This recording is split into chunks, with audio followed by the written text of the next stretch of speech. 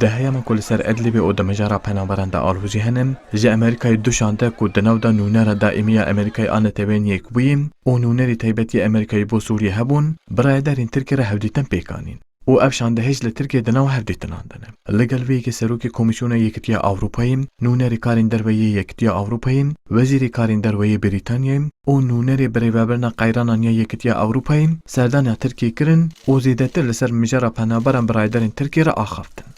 گلو پشتوان هفدیتنین دیپلوماتیک دیجبو کشیا پنابران گاوی چارەسەریە بین آویتنیان نام او یک جه مراقیه ببوچونا پسپوری ترکیه پروفسور دکتر نایل آلکان یکتیا آوروپای جرافش هی عجزم او دمیجار دمکنیز دا بی چارەسەر کرن Avrupa Birliği rahatsız şu ana kadar. یەکتی ئەوروپای ژەڕەوشە هی عاجزە دەما ku em birê xwe didin hejmaran 130,000 zêdetir penaber li Tirkiye veqetiyane lê derbasî Yewnanistanê jî nebûne dinavbera Tirkiye û Yewnanistanê de mane niha 300,000 kesên din jî berev sînor ve diçin û Yewnanistan ne çarek û deriyên xwe veke gerek derî vebin dê penaber belav bibin hemû Ewropayê ji ber vê çendê jî di piştperdeya van hevdîtinên hatine kirin da ji bo ku Tirkiye deriyên xwe careke din bigire çend sos hatine dayîn lê ev sos çi ne nediyarin lê ev meseleya penaberan dê di rojên bêda neçarî bê çareser kirin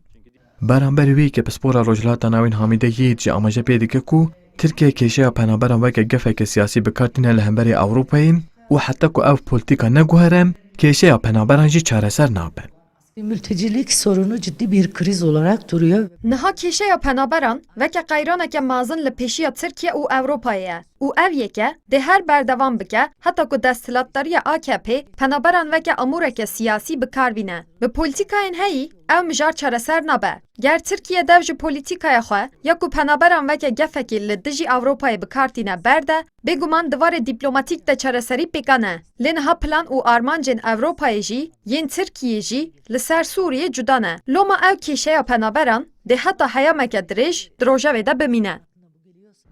Ji bo ku kêşeya penaberan bê çareserkirin yekîtiya Ewropayê û netewên yekbûyîn biraydarên Tirkiye re di nava danûstan dinandine û aliyekî jî li ser sînorên Yewnanistan û Bulgaristanê bergiriyan zêde dikin ku bi awayeke der yasayê penaber derbasî Ewropayê nebin. Herva ji bo ku kêşeya Edlibê jî bê çareserkirin û agirbestek bê ragihandin da ku pêleke nû ya penaberan xwe nede der Serokkomarê Tirkiye Erdogan û Serokdewletê Rûsyayê Vladimir Putin li Moskowayê li hev dicivin û niha çavê hemû layenan li ser encamên wê civîna Erdogan û Putinê. Vural erişmiş. Kurdistan 24 Ankara.